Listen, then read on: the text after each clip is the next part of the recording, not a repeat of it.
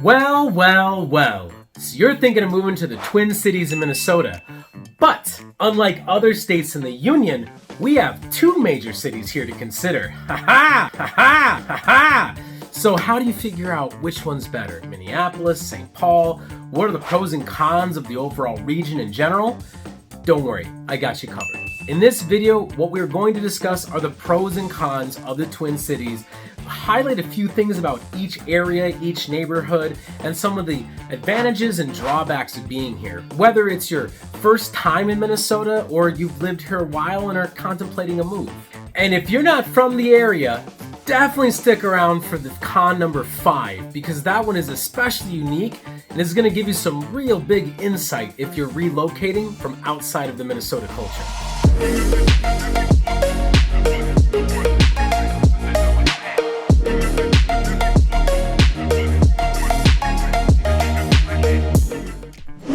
Hi, if this is your first time to the channel, welcome. And if you want to learn everything there is to know about living in the Twin Cities and the surrounding suburbs, then make sure to subscribe below and tap the bell for notifications so that you can be one of the first to know anything new coming out about the Twin Cities market. My name is Chris Mosier, and me and the rest of the team love getting calls, texts, emails from people just like you every single day that are looking to make their move to somewhere in the Twin Cities. Now, we're focused primarily in the South Metro, but whether you're looking high as Duluth or low as Mankato, our team's got you covered regardless. Whether you're going to move in 7 days or 70 days, we want to help you make a smooth transition anywhere here in the Twin Cities. Feel free to reach out and we can have a chat about what your upcoming goals are as well. All right, so throughout this video, you're gonna hear me jump around between Minneapolis, St. Paul, kind of using them interchangeably. That's because, like I said at the beginning, there's two of them. For the purposes of the video, we're combining both of them into one collective understanding. Now, if you are looking to learn more specifically about just Minneapolis or specifically St. Paul, don't worry, we're also going to have those videos for you here, and you can subscribe and get the links to those to explore them in more depth and neighborhood by neighborhood as well. All right, with that being said, let's get into it. And I tend to have a slight negativity bias, so let's get the cons out of the way first. First things first, Minneapolis is a city in flux. 2020 changed it quite considerably.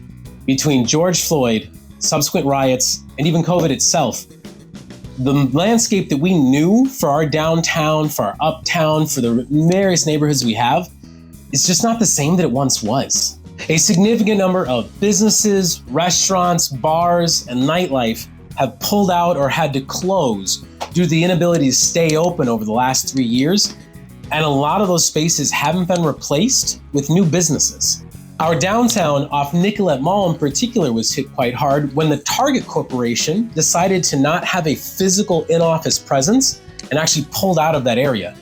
There was a great deal of foot traffic and lunch crowd that local businesses there depended on. And there's a trickle-down effect with those businesses having shuttered and no longer catering to the wealth of clients and wealth of patrons that used to be there. While just a few years ago, we absolutely peaked at our culture when we hosted the Super Bowl, unfortunately for those coming to relive or to see some of that, it's just not the same city it used to be. Con number 2, let's talk about taxes and association dues. Now, don't get me wrong, when I say high taxes, nothing compared to states like New York, California. If you're relocating from the coast, for example, we're still less, but the Mall of America draws in a lot of people under the premise of no clothing taxed, but unfortunately, that's kind of where those benefits end. Income here is taxed from almost 5.3 to almost 10%, and that's not factoring in property taxes, tabs, etc. And then add to that, if you specifically are looking to live in downtown Minneapolis or downtown St. Paul, say for example, the North Loop Warehouse District of Minneapolis, you have to also factor in the association dues for the condos. Over the last few years, what a lot of these have started doing is really front-loading the cost for maintenance and repairs into the association dues. They're nothing compared to what it is for, say, a townhome or a standalone community.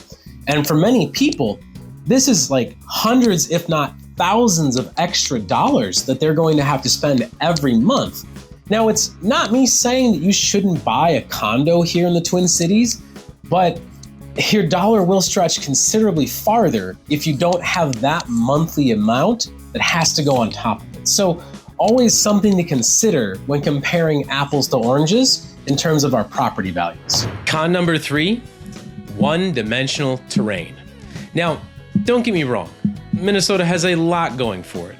The North Shore, Lake Superior, hiking. I mean, after all, we are called the land of 10,000 lakes, right? The thing is, for a lot of folks, once you get past those points, there's really not a whole lot else to say. Especially if you're coming from a place like Colorado, Montana, or Utah. Yeah, there really is no topography here to speak of. And even finding adequate skiing, despite all the snow that we receive, can prove exceptionally challenging. Now, don't get me wrong, fun fact, we have Burnsville that has Buck Hill, which is literally just a hill. But it did produce gold medal Olympic skier Lindsey Vonn, so it can't be all that bad, I guess. Overall though, it's pretty flat. And even in the heart of the Twin Cities, it's just flat surroundings that stare at more flat surroundings. So unless that's your particular flavor of nature, it can be a little difficult for those that are looking for more variety and specifically are looking for more elevation diversity to speak of. All right, con number 4, the weather. Yeah, you probably kind of saw this one coming, right? But there's more to this than you probably even considered. While the cold is a very real stereotype that does exist here in Minnesota, fun fact, did you know that on average, we get colder winters than Anchorage and Moscow, Russia? And not just the cold, the snow. Oh, so much snow. And the best part is, when it doesn't all melt, it hardens and turns to ice and compacts. And it just makes driving all the stranger. And being here 29 years with myself and my family, there's a strange phenomenon that I observe every single winter that makes Minnesotans particularly skittish. If it doesn't snow more than 1 week in a row, every single new snow, people are driving 10 to 30 miles under the speed limit. Now, I'm not saying you need to go out there and be risky, but when it's an inch of snow or 2, and you've lived here for 4 generations of your family, surely it would be a culture that would adjust. So if commuting is part of your required monthly and daily repertoire, definitely consider that during the winter and when it does snow, it will be harder. On the plus side though, you've probably seen those Facebook and Instagram videos where they go outside during the heart of the coldest months and they take the water and they throw it and it just evaporates. Yeah, well, cool, you can do that, I guess. All right, so here's the big one I was hinting at, con number 5. Minnesota nice is often just full of ice. There is a saying about Minnesotans that they will happily give you directions to anywhere you want to go, just not to their house. No, jokes aside, this is a tough culture to integrate into if you don't live here or come here with some sort of community or plan already in development. I've heard this from many people who moved in from out of state. As I mentioned earlier, I've been here 30 years, but I'm not native even with that. Minnesota, St. Paul, Twin City individuals can be tough to engage. And even if you do manage to strike up a conversation, it may be difficult to find much depth beyond the pleasantry of your day-to-day interaction. My family relocated from the suburbs of Illinois back in the early 90s, and I still find myself kind of stunned how hard it is to break through the Minnesota permafrost a lot of the time. Now, why is this? Why do I bring this up? Well, in particular, if you're coming from somewhere, say, Florida, Arizona, some of the warmer parts of the country, people tend to be a little bit more open. They tend to be a little bit easier to just strike up conversations with. Now, a lot of this isn't because Minnesotans are bad people. They are more individualistic, where a lot of the other cultures that you'll hear us talk about or where people are easier to engage are communal. You find this in particular in Hispanic cultures, for example. But by and large, the Twin Cities culture tends to have people stick around across the generations of already established friends and family and neighbor networks that they've had for years before you got here. And that kind of ends up being the way of it.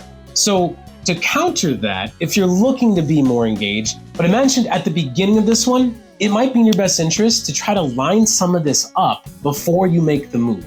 You know, there is a wealth of information on Facebook groups, niche.com, Nextdoor, where you can connect, whether it's as simple as you have a beautiful dog and you want to be in a dog club that walks with the other neighbors. Maybe there's a particular sport. I love to get in the cold lake in the winter and do the whole, Wim Hof biohacking freeze. Hey guys! Hi, I'm in the cold! Hey! Whatever it is, try to line that up ahead of time. Try to see if you can connect with a community there that will allow you the capacity to greater engage with people that are like-minded.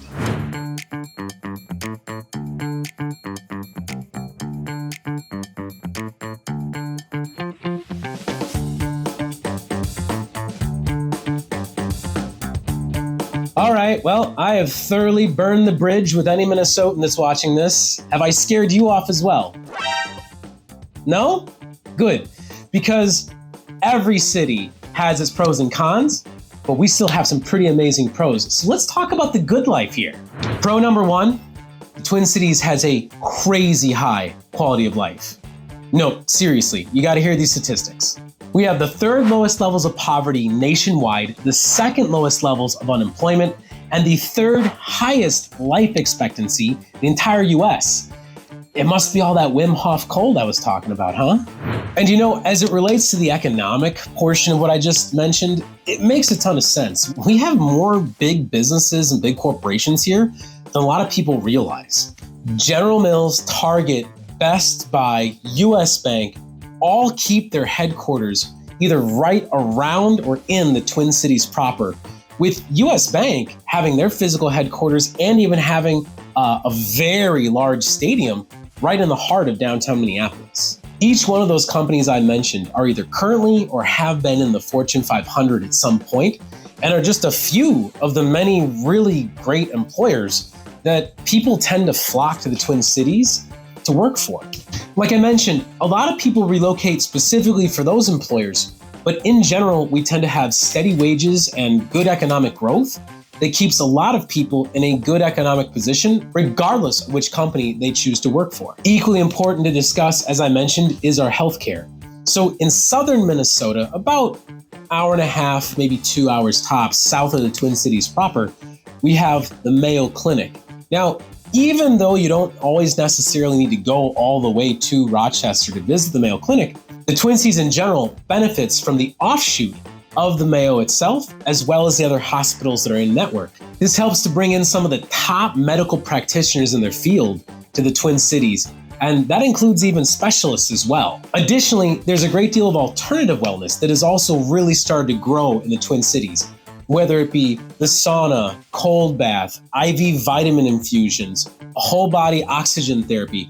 There's a lot of these types of locations setting up to increase the longevity and the health of everyday life.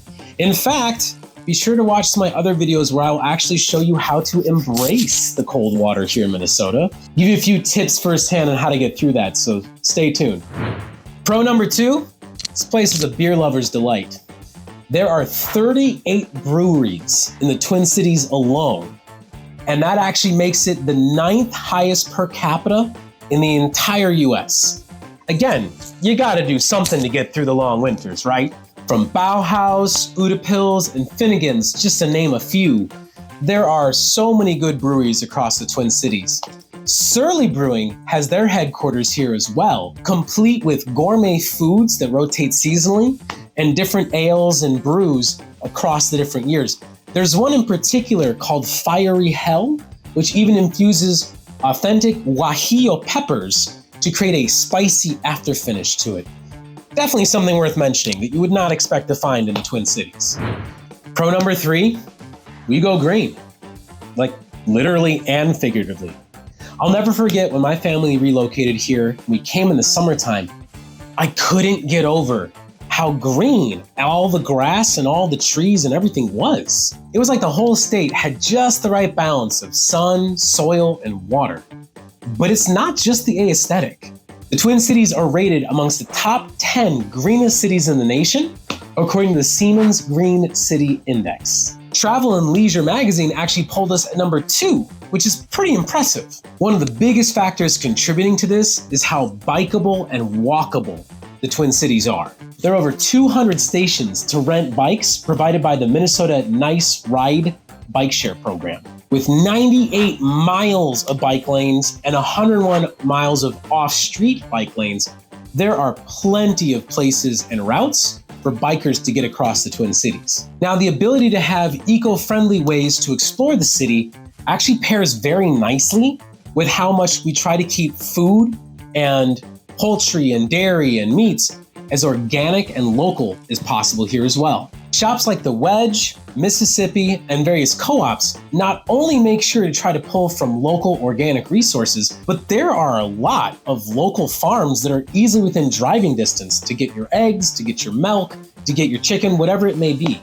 I personally use Brant's Farm in Farmington, I know, not a very inventive name for that type of city, to get all my eggs each week, and I love the ability to be able to support a local farm and a local business while still getting organic produce that is to the quality and standard I seek. All right, so pro number 4, we have so many recreational activities to take part in the Twin Cities with or without the aforementioned snow. There is tubing and snowshoeing, trail hiking, canoeing, boating, golf. There's even disc golf. I think it's called frolfing. Don't quote me if you're part of the community. But there is no shortage of things to do outdoors in Minnesota. In St. Paul, there's the St. Croix River Valley and Fort Snelling State Park, which are just 2 local hotspots to name of many options you can look at on the map. St. Paul as well actually has this phenomenally unique indoor mini golf course called Can Wonderland, which every single hole is seasonally updated and uniquely decorated by a local artist. All beset against craft brews, local bites, and even more of those like fun things that bring people together that I mentioned in pro number 2. The Marjorie McNeely Conservatory allows for indoor and outdoor fun year-round for those looking to get a look at plants, flowers, trees, and just overall nature in general. Along with nature, we also have some golf courses, again, woven into the fabric of the Twin Cities, such as the Fort Snelling Golf Club and Hiawatha Club as well. If you also want to get your steps in while getting the chance to look at some very unique pieces of art, there's the Minneapolis Sculpture Garden. That's the one you might have seen with the giant cherry sitting on the spoon. Again, even in the heart of the Twin Cities, you are never that far from water, trails, parks, green space. It's one of the most endearing things about being here.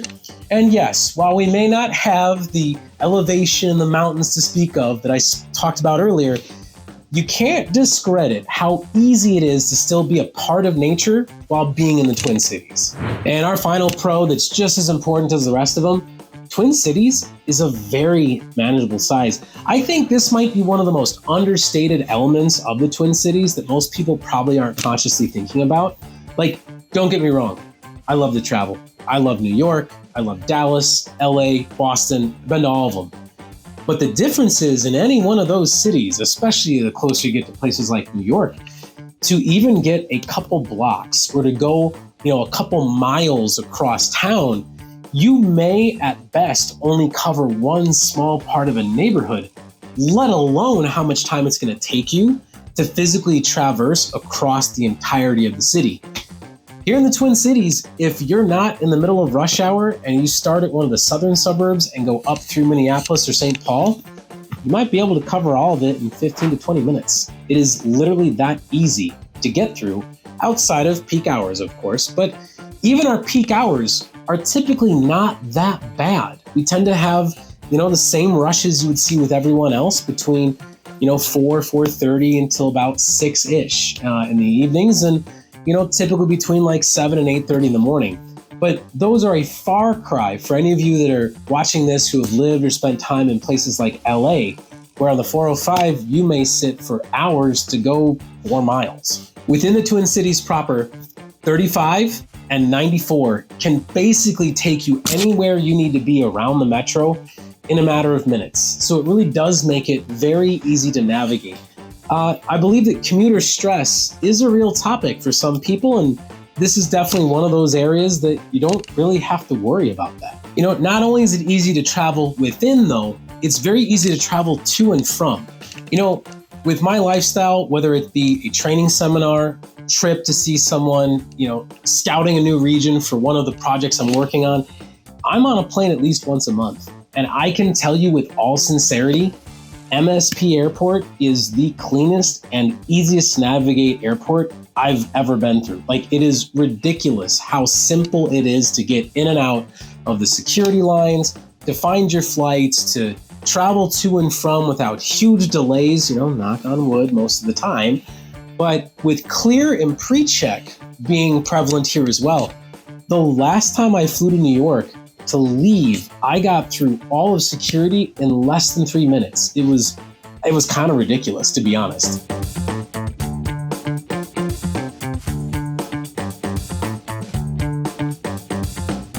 Size of it also really impacts the ability to commit to events. We're coming out for nightlife, small place to go to like a little show on First Ave, or all the way up to the Xcel Energy Center or even US Bank Stadium.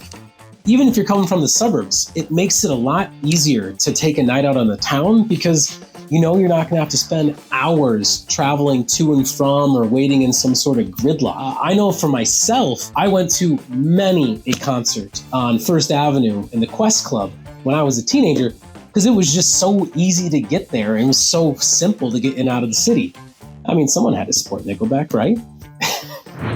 All right, guys. Well, thanks for sticking around. Thanks for taking a look at this video. And let me put in the negatives first. I know that kind of mixes it up a bit, but hopefully this gives you a good bird's eye view of the pros and cons and like some of the way that the culture and the vibe works around the Twin Cities itself.